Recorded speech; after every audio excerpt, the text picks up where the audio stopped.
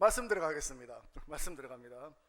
자, 지난주로 아바드 리더 시스템이 끝났습니다. 아바드 리더 시스템이 끝났으니까 자, 책거리 해야 되는데 책거리는 다음으로 미루기로 하고 오늘부터는 2부 예배를 이제 계시록을 한번 가지고 말씀을 한번 나눠 보도록 하겠습니다. 자, 계시록 1장 1절입니다. 잘 아시는 말씀이지만 한번 보도록 하겠습니다. 계시록 1장 1절 다 같이 읽어보겠습니다. 시작. 예수 그리스도의 계시라. 이는 하나님이 그에게 주사 반드시 속히 될 일을 그 종들에게 보이시려고 그 천사를 그 종 요한에게 보내어 지시하신 것이라. 아멘. 이 계시록을 먼저 요한 계시록은 그러면 어떤 책이며 어떤 책인지 그리고 무엇을 전하고자 기록된 책인지 그 정답을 계시록 오늘 말씀하신 같이 읽었던 1장 1절에서 말씀하고 있는데 1장 1절에 예수 그리스도의 계시라. 이는 하나님이 그에게 주사 무슨 일? 반드시 속히 될 일을 그 종들에게 보이시려고 그 천사를 그 종 요한에게 보내어 지시하신 그 말씀이라고 말씀하고 있습니다. 즉 이 말씀에서 알 수 있는 것은 요한계시록은 하나님께서 반드시 뭐한 일? 속히 될 일에 관해서 예수님께서 그 종 요한에게 지시하셔서 예수님 말씀을 전한 예수님의 계시 예언서입니다. 자, 그러면서 계속해서 2절 다 같이 한번 읽어보겠습니다. 시작. 요한은 하나님의 말씀과 예수 그리스도의 증거 곧 자기의 본 것을 다 증거하였느니라. 아멘. 요한은 하나님의 말씀과 예수 그리스도의 증거 곧 무엇을? 자기의 본 것을 증거하였다고 말씀하고 있습니다. 즉 이 말은 무슨 뜻입니까? 즉 요한계시록이 비유를 설명한 것도 아니고 상상을 설명한 것도 아니고 그 요한이 누구에게? 예수님께서 자신에게 보이신 것을 그대로 그대로 기록한 책이 요한계시록이라는 것입니다. 자, 그러면서 3절입니다. 3절 다 같이 읽어보겠습니다. 시작. 이 예언의 말씀을 읽는 자와 듣는 자들과 그 가운데 기록한 것을 지키는 자들이 복이 있나니 때가 가까우니. 아멘. 이 예언의 말씀을 어떤 자? 읽는 자들과 듣는 자들과 그 가운데 기록한 것을 지키는 자들이 뭐가 있다? 복이 있다. 이 말은 무슨 뜻입니까? 즉 반드시 1절에서 말한 그 반드시 속히 될 일이 가까웠으니 그 예언의 말씀을 어떻게 읽고 듣고 그 말씀을 지키는 자에게 뭐가 있다? 복이 있다. 그럼 이 복은 어떤 복을 말씀하는 것일까요? 예? 그렇죠. 영생의 복, 천국의 복을 말씀하고 있는 것이겠죠. 자, 그럼 계속해서 그 복을 받기 위해서 어떻게 하는가? 자, 4절부터 6절까지 한번 읽어보겠습니다. 시작. 요한은 아시아에 있는 7 교회에 편지하노니 이제도 계시고 전에도 계시고 장차 오시리와 그 보좌 앞 7 영과 또 충성된 증인으로 죽은 자들 가운데서 먼저 나시고 땅의 임금들의 머리가 되신 예수 그리스도로 말미암아 은혜와 평강이 너희에게 있기를 원하노라. 우리를 사랑하사 그의 피로 우리 죄에서 우리를 해방하시고 그 아버지 하나님을 위하여 우리를 나라와 제사장으로 삼으신 그에게 영광과 능력이 세세토록 있기를 원하노라. 아멘. 아멘. 이 요한은 이 아까 전에 1절에서 말한 반드시 속히 될 일과 자기의 그 본 것을 그대로 기록했다는 것입니다. 그럼 그대로 기록해서 어디에? 아시아에 있는 7 교회에게 편지를 썼다는 것입니다. 그 편지를 보낸 것이 이 요한계시록인데 그러면 그 반드시 속히 될 일이 무엇일까요? 반드시 속히 될 일, 그것을 요한은 예수님부터 받아 써서 그것을 7 교회에 전해줬는데 그 반드시 속히 될 일이 무엇인가? 7절 다 같이 읽어보겠습니다. 시작. 그 아버지 볼지어다 구름 타고 오시리라. 각인의 눈이 그를 보겠고 그를 찌른 자들도 볼 터이요 땅에 있는 모든 족속이 그를 인하여 애곡하리니 그러하리라. 아멘. 그 반드시 1절에 속히 될 일이 무슨 일이라고요? 7절에 보면 구름을 타고 오신다. 그 분을 보게 될 것이라고 하는 그것이 반드시 속히 될 일인데 그럼 그 구름을 타고 오시는 분이 누구실까요? 네? 예수님 맞습니까? 뭐 문성명은 아니고 이만희 아니고 무슨 그러면 그 구름을 타고 오시는 분이 예수님이라는 걸 성경을 통해서 알 수 있죠. 우리가 그냥 막연하게 그냥 목사의 말을 들어서 예수님이라고 말하는 것이 아니라 정확하게 성경의 말씀을 통해서 반드시 구름을 타고 오시는 분이 예수님인데 그럼 그 예수님이 구름을 타고 오신다는 말씀이 어디에 있습니까? 어디에 있을까요? 자, 마태복음 24장 한번 보도록 하겠습니다. 마태복음 24장 30절 한번 보겠습니다. 마태복음 24장 30절 다 같이 읽어보겠습니다. 시작. 그때 인자의 징조가 하늘에서 보이겠고 그때 땅의 모든 족속들이 통곡하며 그들이 인자가 구름을 타고 능력과 큰 영광으로 오는 것을 보리라. 아멘. 그때는 언제입니까? 29절 다 같이 봅니다. 29절 시작. 그날 환란 후에 즉시 해가 어두워지며 달이 빛을 내지 아니하며 별들이 하늘에서 떨어지며 하늘의 권능들이 흔들리리라. 아멘. 즉 말세 때 마지막 때 그때에 인자의 징조가 하늘에서 보였고 그때에 땅의 모든 족속들이 통곡하며 그들이 인자가 구름을 타고, 그 인자는 누구를 말씀하는 걸까요? 예수님이죠. 그 인자가 구름을 타고 능력과 큰 영광을 보고 오는 것을 보게 될 것이라고 말씀하고 있습니다. 자, 계속해서 26장 한번 보겠습니다. 마태복음 26장 64절입니다. 26장 64절 다 같이 읽어보겠습니다. 시작. 예, 26장 64절 시작. 예수께서 가라사대 내가 말하였느니라. 그러나 내가 너에게 이르노니 이후에 인자가 권능의 우편에 앉는 것과 하늘 구름을 타고 오는 것을 너희가 보리라 하시니. 아멘. 예수께서 가라사대 네가 말하였느니라. 그러나 내가 너에게 이르노니 이후에 인자가, 그럼 그 인자는 누구를 말합니까? 예, 예수님 자기 자신을 말씀하시는 것이죠. 즉 예수님께서 내가 권능의 우편에 있는 것과, 권능의 우편이 어디입니까? 천국이죠. 천국의 하나님 우편에 있는 것과 하늘 구름을 타고 오는 것을 너희가 뭐한다? 볼 것이다 라고 분명히 예수님께서 말씀하고 있다는 것입니다. 즉 예수님께서 분명히 구름을 타고 오는 것을 약속하셨다는 것입니다. 따라서 반드시 속히 될 일은 어떤 일입니까? 예수님께서 구름 타고 오시는 일, 다시 말해 재림하시는 사건을 말씀하는 것 맞습니까? 예, 예수님께서 재림에 관한 그 비밀을 누구에게? 요한에게 보여주시고, 그 요한은 그 본 것을 글로 적었고, 그 적은 것을 누구에게 보냈다?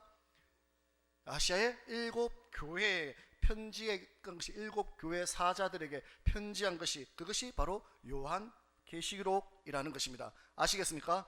그렇다면 이 예수님께서 2000년 전에 오셔서 이 땅에 오셔서 우리를 위해서 죽으시고 3일 만에 부활하셔서 다시 승천하셨습니다. 올라가셨습니다. 그리고 올라가신 그 예수님께서 이 땅에 다시 오신다고 했는데, 그럼 그 다시 오시는 목적이, 다시 오시는 이유가 무엇일까요? 다시 오시는 이유가, 다시 오신다고, 구름을 타고 오신다고 했는데 왜 오실까요? 그냥 승천하셨으면 이 땅에서 십자가에 못 박혀 죽으시고 3일 만에 부활하시고 40일 동안 제자들과 계시다가 승천하심을 통해서 그가 하나님의 아들인 것을 보여주셨으면 되는데 왜 다시 오신다고 약속하셨을까요? 그 약속을 세례 요한은 그 이유를 이렇게 말씀하고 있습니다. 자, 마태복음 3장 11절에서 12절 한번 보도록 하겠습니다. 마태복음 3장 11절에서 12절 다 같이 읽어보겠습니다. 시작. 나는 너희로 회개케 하기 위하여 물로 세례를 주거니와 내 뒤에 오시는 이는 나보다 능력이 많으시니 나는 그의 신을 들기도 감당치 못하겠노라. 그는 성경과 불로 너희에게 세례를 주실 것이요 손에 키를 들고 자기의 타작 마당을 정하게 하사 알곡은 모아 곳간에 들이고 쭉정이는 꺼지지 않는 불에 태우시리라. 아멘. 세례 요한은 예수님께서 내 뒤에 오실 예수님에 대해서 증거하셨는데 그 예수님께서 무엇과 무엇으로 세례를 주신다고 말씀하고 있습니까? 예? 성령과 불로, 맞습니까? 자, 11절 다시 읽어보겠습니다. 시작. 나는 너희로 회개케 하기 위하여 물로 세례를 주거니와 내 뒤에 오시는 이는 나보다 능력이 많으시니 그는 신을 들기도 감당치 못하겠노라. 그는 성령과 불로 너희에게 세례를 주실 것이다. 예, 세례 요한은 내가 물 세례 주는 것밖에 하지 못하지만 내 뒤에 오시는 예수님께서는 무엇과 무엇으로 성령 세례 주시고 불 세례를 주기 위해서 오신다고 했습니다. 그러면 여기서 성령 세례는 무엇을 말합니까? 우리가 잘 아는 성령 세례 맞습니까? 우리가 잘 아는 그 성령의 세례를 주기 위해서 예수님이 오셨다는 것입니다. 그리고 그 말씀은 예수님께서 죽으시고 부활하시고 승천하시고 마가다락방에서 300명의 사람들이 기도하다가 그곳에서 성령의 불이 떨어짐을 통해서 그 성령이 임하신 걸 통해서 성령 세례 받은 것을 나타낸 것 맞습니까? 또한 지금까지도 저와 여러분들이 성령 세례를 받음을 통해서 이는 성령 세례가 나타났다는 것을 이루었다는 것입니다. 지금도 여러분들이 성령으로 세례 받고 계신 거 맞습니까? 그래서 성령 세례는 이미 2000년 전에 마가다락방에서부터 성령 세례가 이루어졌습니다. 그러면 그 다음에 불세례를 주기 위해서 오신다고 했는데, 그럼 그 불세례는 그럼 무엇이 불세례일까요? 자, 계속해서 다시 한번 11절에서 12절 다시 한번 읽어보겠습니다. 시작. 나는 너희로 회개케 하기 위하여 물로 세례를 주거니와 내 뒤에 오시는 이는 나보다 능력이 많으시니 나는 그의 신을 들기도 감당치 못하겠노라. 그는 성령과 불로 너희에게 세례를 주실 것이요 손에 키를 들고 자기의 타작 마당을 정하게 하사 알곡은 모아 곳간에 들이고 쭉정이는 커지지 않는 불에 태우시리라. 아멘. 자, 거기서 12절에 보면 뭐라고 말씀하고 있으면 손에 키를 들고 자기의 타작 마당을 정하게 하사 알곡은 모아 곳간에 들이고 쭉정이는 꺼지지 않는 불에 태우신다. 예, 즉 그 불세례 11절에 나오는 불로 세례를 주신다는 그 불세례는 12절의 말씀을 통해서 세상 끝에 이루어지는데, 그 세상 끝에 무엇과 무엇으로? 알곡과 쭉정이를 고르는 심판을 말씀하고 있다는 것을 알 수 있다는 것입니다. 그러면 이 심판, 알곡과 쭉정이를 고르는 이 심판을 베드로는 또 어떻게 말씀하고 있는가? 자, 베드로후서 3장 6절에서 7절 한번 보도록 하겠습니다. 이 알곡과 쭉정이를 고르는 이 심판을 예수님의 1등 제자 베드로는 또 어떻게 설명하고 있는가? 자, 베드로후서 3장 6절에서 7절 다 같이 읽어봅니다. 시작. 이로 말미암아 그때 세상은 물에 넘침으로 멸망하였을 때 이제 하늘과 땅은 그 동일한 말씀으로 불사르기 위하여 간수하신 바 되어 경건치 아니한 자들의 사람들의 심판과 멸망의 날까지 보존하여 두신 것이라. 아멘. 이로 말미암아 그때 세상은 물에 넘침으로 멸망하였다. 무슨 사건을 설명하고 있는 것입니까? 예? 노아 사건 맞습니까? 노아의 물 심판을 설명하고 있는 거 맞습니까? 그러면서 베드로가 6절에 노아 사건을 이럴 때 물 심판을 통해서 노아와 그 8식구만 살아남고 다 멸망받은 사건을 말씀하면서 7절에 다시 한번 읽어봅니다. 시작. 이제 하늘과 땅은 그 동일한 말씀으로 불사르기 위하여 간수하신 바 되어 경건치 아니한 사람들의 심판과 멸망의 날까지 보존하여 주신 것이다. 그 말씀이 무슨 뜻입니까? 7절에 하늘과 땅은 그 무슨 말씀으로? 동일한 말씀으로. 즉 하나님의 말씀은 어제나 오늘이나 영원토록 동일한데 그 똑같은 말씀으로 이제는 무엇으로 심판한다? 불로 심판하신다는 것입니다. 경건치 아니한 사람들을 불사르기 위해서 불로 심판하신다는 것입니다. 그러면서 계속해서 8절부터 12절까지 한번 읽어보겠습니다. 시작. 사랑하는 자들아, 주께는 하루가 천년 같고 천년이 하루 같은 이 한 가지를 잊지 말라. 주의 약속은 어떤 이에 더디다고 생각하는 것 같이 더딘 것이 아니라 오직 너희를 대하여 오래 참으사 아무도 멸망치 않고 다 회개하게 이르기를 원하시느니라.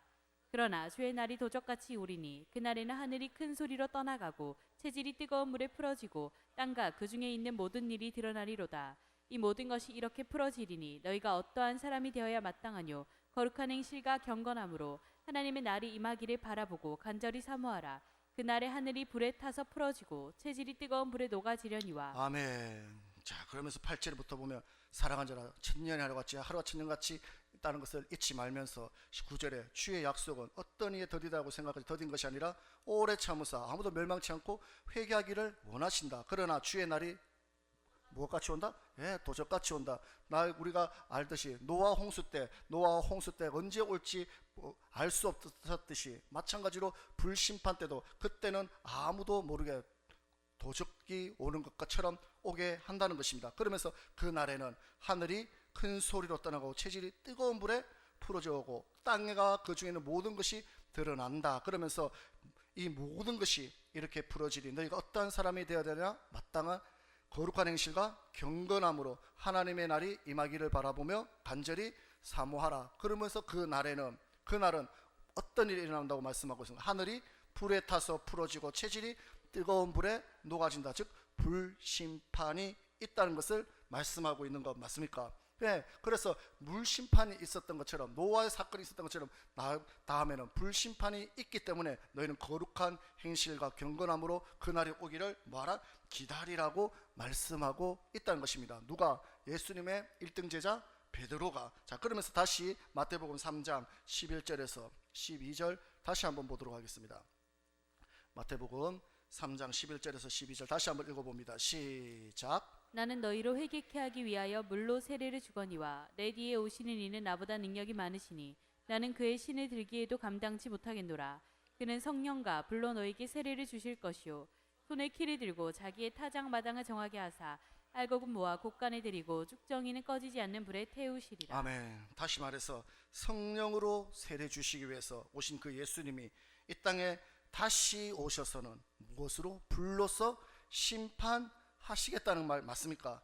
그리고 그 불심판에 대해서 예수님께서는 뭐라고 12절에 말씀하고 있습니까? 손에 키를 들고 자기의 타작마당을 정하게 하사 알곡은 모아 곳간에 들이고 쭉정이는 꺼지지 않는 불에 던진다. 예, 그러면 이 말이 믿는 사람은 다 구원받고 믿지 않는 사람은 다 심판받는다, 그 말입니까? 그 말입니까? 아니죠. 자, 성경은 항상 심판은 어디에서 시작됩니까? 교회 안에서 시작된다고 말씀하고 있는 거 맞습니까? 믿지 않는 자들은 이미 심판을 받았다. 믿지 않는 자들은 이미 심판 볼 것도 없이 다 지옥 간다는 것입니다. 심판은 이 사람이 천국 갈까 지옥 갈까 심판하는 것은, 재판받는 것은 믿는 자들 중에 재판하는 것이지 믿지 않는 자들은 재판받을 것도 없이 그냥 지옥행으로 프리패스로 들어가게 된다는 것입니다. 자, 베드로전서 4장 17절 한번 보도록 하겠습니다. 베드로전서 4장 17절 다 같이 읽어보겠습니다. 시작. 하나님 집에서 심판을 시작할 때가 되었나니 만일 우리에게 먼저 하면 하나님의 복음을 순종치 아니하는 자들의 그 마지막이 어떠하며. 아멘. 하나님의 집에서, 하나님의 집이 어디입니까? 교회 맞습니까? 예, 교회 안에서 심판을 시작한다는 것입니다. 그렇기 때문에 즉 여기서도 손에 키를 들고 자기의 타작마당을 정하사 알곡은 모아 곳간에 들이고 쭉정이는 꺼지지 않는 불에 던진다는 것. 그 알곡과 쭉정이를 고르는 심판은 어디에서 시작된다? 성전에서, 교회 안에서 시작된다는 것입니다. 즉 알곡과 쭉정이를 고르는데, 그것이 어디서 고른다? 자기의 12절 다시 마태복음 3장 12절 시작. 손에 키를 들고 자기의 알곡과 쭉정이를 고르는데 어디서? 자기의 타작마당 안에서 심판하신다는 거죠. 알곡과 쭉정이를 고른다는 것입니다. 그럼 그 타작마당이 어디입니까? 자, 역대하 3장 1절 한번 보도록 하겠습니다. 역대하 3장 1절입니다. 3장 1절 다 같이 읽어보겠습니다. 시작. 솔로몬이 예루살렘 모리아 산에 여호와의 전 건축하기를 시작하니 그곳은 전에 여호와께서 그 아비 다윗에게 나타나신 곳이요 여부수 사람 오르난의 타작 마당에 다윗이 정한 곳이라. 아멘. 솔로몬의 성전을 짓습니다. 그 성전을 짓는데 그 성전을 짓는 터가, 그 성전을 짓는 땅이 뭐 하는 땅이라고? 다윗이 그 전에 오르곤에게 값을 주고 샀던 타작 마당 터에 성전이 지어졌다는 것입니다. 그래서 즉 성전 타작 마당에서 알곡과 쭉정이를 고른다는 것은 교회 안에서, 성전에서 알곡과 쭉정이를 뭐 하는 것이다? 고른다는 것을 말씀하고 있다는 것입니다. 그래서 성전 안에서, 교회 안에서 믿는 자들 가운데 알곡과 쭉정이를 천국 갈 사람과 어디 갈 사람? 지옥 갈 사람을 심판하신다는 것입니다. 그래서 저와 여러분을 두려워해야 된다는 것입니다. 그래서 이 알곡과 쭉정이를 고른다는 것, 즉 농사를 짓는 것을 예를 들어서 말씀하는 것처럼 교회는 타작마당이다. 교회 안은 무엇을 하는 곳이다? 심판이 있는 곳이 교회 안이다, 성전이라는 것을 말씀하고 있다는 것입니다. 또한 그럼 알곡과 쭉정이를 고르는데, 교회 안에서 고르는데, 그럼 그 교회 안에서 또 언제 고릅니까? 언제 고릅니까? 초장에 고릅니까? 중간에 고릅니까? 다 끝난 자란 후에 고릅니까? 다 자란 후에 고르죠. 다시 마태복음 3장 다시 한번 보겠습니다. 3장 12절 다 같이 다시 한번 읽어봅니다. 시작. 손에 키를 들고 자기의 타작마당을 정하사 알곡은 모아 곳간에 들이고 쭉정이는 꺼지지 않는 불에 태우신다. 알곡은 모았다는 것은 알곡이 다 자랐다는 말 맞습니까? 다 자라서 추수할 때 알곡과 쭉정이를 고른다는 것입니다. 즉 그 말은 우리의 믿음을 다 체크한 후에, 우리의 믿음 생활이 다 끝난 후에 알곡인지 쭉정인지 심판하신다는 말 맞습니까? 예, 중간에 심판하는 것이 아니고 초장에 심판하는 것이 아니고 우리의 믿음을 다 끝난 후에, 우리가 믿음 생활 다 한 후에 하나님께서는 심판하신다는 것입니다. 자, 다시 그래서 마태복음 13장 24절에서 30절 한번 보도록 하겠습니다. 마태복음 13장입니다. 13장 24절부터 30절 다 같이 읽어보겠습니다. 시작. 예수께서 그들 앞에 또 비유를 베풀어 가라사대 천국은 좋은 씨를 제 밭에 뿌린 사람과 같으니 사람들이 잘 때 그 원수가 와서 곡식 가운데 가라지를 덧뿌리고 갔더니 싹이 나고 결실할 때 가라지도 보이거늘 집 주인의 종들이 와서 말하되 주여 밭에 좋은 씨를 심지 아니하였나이까? 그러면 가라지가 어디서 생겼나이까? 주인이 가로되 원수가 이렇게 하였구나. 종들이 말하되 그러면 우리가 가서 이것을 뽑기를 원하시나이까? 주인이 가로되 가만두어라. 가라지를 뽑다가 곡식까지 뽑을까 염려하노라.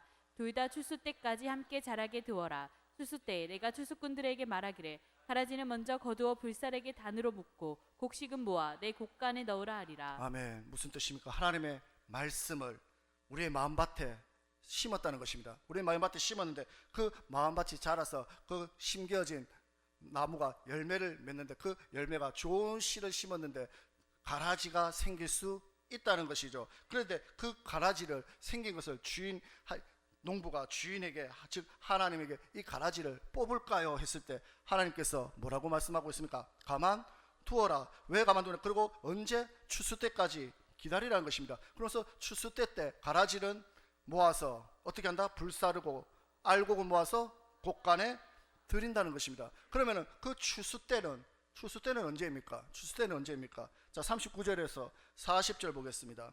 39절에서 40절 마태복음 13장입니다. 39절에서 40절 시작. 가라지를 심은 원수는 마귀요 추수 때는 세상 끝이요 추수꾼은 천사들이니 그런즉 가라지를 거두어 불에 사르는 것 같이 세상 끝에도 그러하리라. 아멘. 가라지를 심은 원수는 누구다? 마귀고 추수 때는 언제다? 세상 끝이다. 예, 세상 끝에 하나님께서는 알곡과 쭉정이를 고른다는 것입니다. 그러면서 40절에 그런즉 가라지를 거두어 불에 사르는 것 같이 세상 끝에도 그러하리라. 예, 그래서 다시 말해 예수님께서 세상 끝에 다시 재림하시는 이유가 뭐다? 다시 구름 타고 오시는 이유가 뭐다? 알곡과 쭉정이를 구별하기 위해서, 심판하시기 위해서. 그래서 천국 갈 자들과 지옥 갈 자들, 불세례 받을 자들을 심판하기 위해서 다시 오신다는 것입니다. 그리고 성경은 그때가 언제라고 말씀하고 있는가? 환난 전, 환난 후라고 분명히 말씀하고 있습니다. 자, 다시 마태복음 24장 29절에서 31절입니다. 마태복음 24장 39절에서 31절, 29절에서 31절 시작. 그날 환란 후에 즉시 해가 어두워지며 달이 빛을 내지 아니하며 별들이 하늘에서 떨어지며 하늘의 권능들이 흔들리리라. 그때 인자의 징조가 하늘에서 보이겠고 그때 땅의 모든 족속들이 통곡하며 그들이 인자가 구름을 타고 능력과 큰 영광으로 오는 것을 보리라. 저가 큰 나팔 소리와 함께 천사들이 보내리니 저희가 그 택하신 자들을 하늘 이 끝에서 저 끝까지 사방에서 모으리라. 아멘. 예수님께서 반드시 오시는데, 구름 타고 오시는데 그때가 언제다? 그날 환난 전이 아니라 후라는 것입니다. 전이면 얼마나 감사하겠습니까? 그런데 반드시 환난 후에 강림하신다는 것입니다. 그러고 나서 그때에 강림하셔서 그 택하신 자들을 뭐한다? 모으신다고 말씀하고 있습니다. 그러면 여기서 또 의문, 그러면 왜 예수님께서 환난 전이 아니라 환난 후에 오셔서 알곡과 쭉정이를 분별하실까요? 환난 전에 오시지 왜 환난 후에 오셔서 알곡과 쭉정이를 구별하실까요? 자, 다시 마태복음 3장 12절 한번 보겠습니다. 다시 마태복음 3장 12절 다 같이 읽어보겠습니다. 시작. 손에 키를 들고 자기의 타작 마당을 정하사 알곡은 모아 곡간에 들이고 쭉정이는 꺼지지 않는 불에 태우시리라. 아멘. 예수님께서 여기서 또 32절 12절에 보면 손에 무엇을 들고? 키를 들고, 즉 예수님께서 키를 들고 알곡과 쭉정이를 고르신다고 합니다. 그럼 여기서 키는 뭐 열쇠를 말하는 키입니까? 열쇠 키입니까? 그 키가 아니죠. 무슨 키입니까? 즉 알곡과 쭉정이를 고르는 도구 맞습니까? 네, 영어로 펜 맞습니까? 볼펜을 말하는 펜이 아니라 돌아가는 펜 맞습니까? 폐해를 말한다는 것입니다. 즉 바람을 일으킨다는 것입니다. 즉 바람을 일으켜서 알곡은 남고 쭉저기는 날라 보낸다는 것입니다. 즉 이 말은 평상시 평안할 때 표가 나는 것이 아니라 환란에 넣어 봤을 때 바람이 불면 알곡과 쭉정이가 어떻게 된다? 가려진다는 것입니다. 맞습니까? 자, 마태복음 다시 7장 24절에서 6절 보겠습니다. 마태복음 7장 24절에서 26절 다 같이 읽어보겠습니다. 시작. 그러므로 누구든지 나의 이 말을 듣고 행하는 자는 그 집을 반석 위에 지은 지혜로운 사람 같으리니 비가 내리고 창수가 나고 바람이 불어 그 집에 부딪히되 무너지지 아니하나니 이는 주초를 반석 위에 놓은 연고요. 나의 이 말을 듣고 행치 아니하는 자는 그 집을 모래 위에 지은 어리석은 사람 같으리니 그러므로 누구든지 심하니라. 아멘. 그러므로 누구든지 이 말을 듣고 뭐하는 자? 행하는 자. 일부 예배 때 말했듯이 행하는 자는 그 집을 반석 위에 지은 지혜로운 사람 같은데 그 반석 위에 지혜로운 사람은 어떤 자인가? 25절에 비가 내리고 창수가 나고 바람이 불어 그 집이 부딪히되 그 집이 어떻게 한다? 무너지지 않는다. 예, 바람이 불고 비가 와도 무너지지 않는 그 반석 위에 지은 그 사람은 알곡이 되어서 바람에 날려도 펜을 돌려도 날아가지 않는다는 것입니다. 그런데 반대로 모래 위에 집을 지은 그 사람은 환란이 오면 어떻게 됩니까? 그 집이 무너지고 쭉정이는 바람에 날려간다는 것입니다. 그렇기 때문에 알곡과 쭉정이를 고르기 위해서 환란 전이 아니라 언제? 환란 후에 주님이 재림하신다는 것입니다. 이해가 되십니까? 네. 그래서 성경은 다 똑같이 하나를 말씀하고 있다는 것입니다. 그러므로 우리가 이 영광 중에 그 나타나시는 예수님을 보기 위해서는 환란을 반드시 어떻게 해야 됩니까? 겪어야 되겠죠. 환란을 겪어야 되고 견디고 이겨내야지만 심판을 이길 수 있다는 것입니다. 마태복음 다시 10장 22절 한번 보도록 하겠습니다. 10장 22절 다 같이 읽어봅니다. 시작. 또 너희가 내 이름에 인하여 모든 사람에게 미움을 받을 것이나 나중까지 견디는 자는 구원을 얻으리라. 아멘. 누가 구원을 얻는다고요? 나중까지 견디는 자, 환란을 이겨내는 자, 반석 위에 집을 짓는 자, 그 자가 구원을 얻는다고 누가? 예수님께서 말씀하고 있는 건 맞습니까? 24장 13절 보겠습니다. 24장 13절입니다.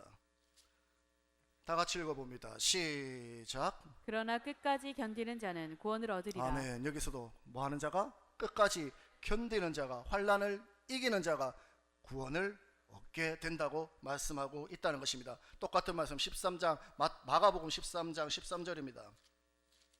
마가복음 13장 13절 다 같이 읽어보겠습니다. 시작. 또 너희가 내 이름에 인하여 모든 사람에게 미움을 받을 것이나 나중까지 견디는 자는 구원을 얻으리라. 아멘. 나중까지 뭐 하는 자가?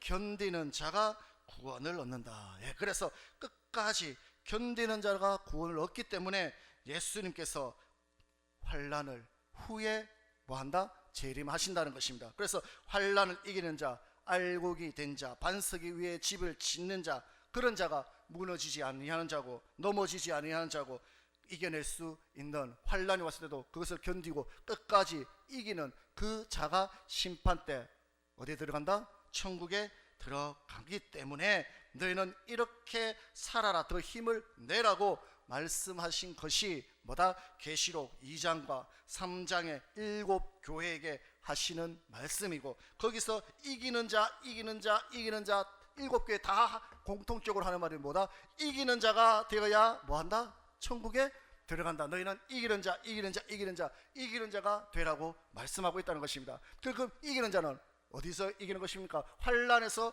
이기는 자, 끝까지 견디는 자, 마귀와의 싸움에서 승리하는 자, 그 자가 무엇을 얻는다? 구원을 얻기 때문에 그렇게 살라고 계시록에서 예수님께서 말씀하고 있다는 것입니다. 요한을 통해서 말씀을 적은 것입니다. 자, 다시 계시록 1장 7절입니다. 계시록 1장 7절 다 같이 읽어보겠습니다. 시작. 볼지어다 구름을 타고 오시리라. 각인의 눈이 그를 보겠고 그를 찌른 자들도 볼 터이요 땅에 있는 모든 족속이 그를 인하여 애곡하리니 그러하리라. 아멘. 주님이 구름을 타고 오는 모습을 모든 이들이 뭐한다? 본다고 했습니다. 예, 이처럼 예수님은 아무도 모르게 오시는 것이 아니라 다 보는 이들 앞에서, 세상 사람들이 다 보는 데서 예수님께서 구름 타고 내려오신다고 말씀한 거 맞습니까? 아멘. 그러므로 지금도 내가 예수다 하고 하는 자들은 다 가짜입니까 진짜입니까? 가짜는 것입니다. 왜? 그가 구름 타고 내려온 거 봤습니까? 못 봤죠. 예. 그리고 또한 그날에는 실제로 뭐라고 말씀하고 있습니까? 다시 볼지어다 구름을 타고 오시리라. 각인이 눈이 그를 보겠고 그를 찌른 자들도 볼 터요. 땅에 있는 모든 족속이 그를 인하여, 그를 인하여 뭐 한다고 합니까? 애곡한다. 애곡하는 게 무엇입니까? 운다는 건 맞습니까? 왜 웁니까? 왜? 예수님이 오시면 기뻐해야 되는데 왜 애곡합니까? 그렇죠. 그 택하신 자를 데려가기 때문에. 마태복음 24장 다시 29절에서 31절 다시 한번 보겠습니다.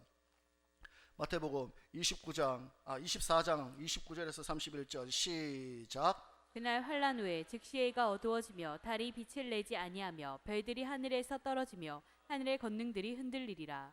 그때 인자의 징조가 하늘에서 보이겠고 그때 땅의 모든 족속들이 통곡하며 그들이 인자가 구름을 타고 능력과 큰 영광으로 오는 것을 보리라. 저가 큰 나팔 소리와 함께 천사들을 보내리니 저희가 그 택하신 자들을 하늘 이 끝에서 저 끝까지 사방에서 모으리라. 아멘. 그때 인자의 징조가 하늘에서 보이겠고 그때 땅의 모든 족속이 뭐하며? 통곡하며. 30절에 통곡하며. 왜 통곡합니까? 인자가 구름 타고 영광으로 오는 것을 보는데 왜 통곡합니까? 31절에 제가 큰 나팔 소리와 함께 천사들을 보내 저희가 그 택하신 자들을 하늘 이 끝에서 저 끝까지 모은다. 그럼 택함받지 못한 자들은 애곡할 수밖에 없다는 것입니다. 왜 애곡합니까? 이 땅에서 고통을 받게 되기 때문에, 이 땅에서 심판받기 때문에 애곡한다는 말 맞습니까? 그러면 우리는 어디에 속한 자가 되어야 되겠습니까? 택한 자가 되어야 되겠죠. 근데 불행하게도 가운데는 없죠. 가운데는 둘 중 하나라는 것입니다. 인류의 종말이 되든지 아니면 개인의 종말이 되든지 죽은 후에는 무엇이? 심판이 기다리고 있는데 슬퍼하며 이를 가는 자가 되어서는 안 된다는 것입니다. 그랬기 때문에 예수님이 영접할 때 대통령이 공항에 나와서 상대 대통령이나 누구를 영접한다고 할 때 어떻게 영접합니까? 붉은 카페트를 쫙 깔아놓고 반기면서 박수치면서 군악대가 연주하면서 그렇게 환영받으면서 그것이 영접하는 것 맞습니까? 마찬가지로 그때에 우리가 영접받는다는 것은 예수님이 직접 나와서 나를 위해서 기다리고 계시고 천사들이 나와서 나팔 불면서 환영해 주는 것, 그것이 영접 맞습니까? 그럼 그 영접을 받게 된다는 것입니다. 그 영접을 받기 위해서 우리는 무엇이? 끝까지 견디는 자가 영접을 받고 구원을 얻는다는 것입니다. 자, 그래서 그 선택은 각자의 몫이겠죠. 나는 영접받든지 아니면 이를 갈며 슬피 울며 이를 갈든지, 그것은 각자의 몫이라는 것입니다. 그런데 계속해서 다시 계시록 1장 8절 한번 보겠습니다. 계시록 1장 8절 다 같이 읽어봅니다. 시작. 주 하나님이 가라사대 나는 알파와 오메가라. 이제도 있고 전에도 있었고 장차 올 자요 전능한 자라 하시더라. 아멘. 주님은 알파와 오메가, 처음과 끝이 되신 분이시라는 것입니다. 그런데 이전에도 계셨고 지금도 계시며 다시 오실 그분이 말씀합니다. 뭐라고? 그 말씀을 믿는 자는 천국에 들어갈 것이지만 믿지 않는 자는 어디에 들어간다? 이를 갈며 슬피 우는 애곡하는 자가 된다고 말씀하고 있다는 것입니다. 그럼 저와 여러분들은 이 말씀을 믿어야 되겠습니까? 믿어야 되겠습니까? 믿어야 되겠죠. 자, 그 말씀을 믿는다면 그분의 심판도 반드시 있다는 것을 잊지 마시고, 우리는 절대 쭉정이가 되는 신앙이 되지 마시고, 알곡이 되기 위해서 환란을 통해서 하나님께서는 그 알곡과 쭉정이를 심판하시기 위해서 환란 후에 구름 타고 온다는 것을 늘 잊지 마시면서, 우리도 마지막 때 우리가 심판을 받든지 아니면 내 스스로 개인의 심판이 왔을 때도 우리는 그 환란을 이긴 자만이 천국의 영접을 받는다는 것을 잊지 마시고, 우리는 늘 심판이 앞에 선다는 것을 기억하면서 환란 가운데서 환란을 이기는 믿음을 가지고 살아가는 분들이 되시기를 주님의 이름으로 축원드리겠습니다. 자, 그래서 계속해서 요한계시록 오늘 1절부터 8절까지 봤는데, 계속해서 보면서 왜 그러면 예수님께서 요한계시록을 통해서 어떤 말씀을 하시고 계시는가 한번 알아보는 저와 여러분이 되시기 바랍니다. 말씀은 예수님께서 반드시 속히 될 일이 있는데, 그 속히 될 일은 어떤 일이다? 예수님께서 구름을 타고 오시는 일. 구름 타고 뭐하러 오시는데? 알곡과 쭉정이를 심판하러 오신다. 그러면서 왜 알곡과 쭉정이를 심판할 때 환난 전이 아니라 환난 후에 오시는가? 왜 환난 후에 오십니까? 알곡과 쭉정이를 고르기 위해서 환난을 통해서 우리의 믿음을 달아 보시기 때문에, 그래서 그 환난을 통해서 키를 통해 하나님의 말씀대로 순종한 알곡은 남을 것이고 쭉정이는 날아갈 것이고, 그것을 통해서 쭉정이는 묶어서 어디에 던진다? 불에 사른다, 지옥에 던진다는 것을 생각하면서 저와 여러분들은 우리의 또 심판이 기다리고 있다는 것을 기억하면서 그 심판 때 우리는 하나님 앞에 잘했다 칭찬 듣는 분들이 다 되시기를 주님의 이름으로 축원드리겠습니다. 찬양 한 곡 드리고 기도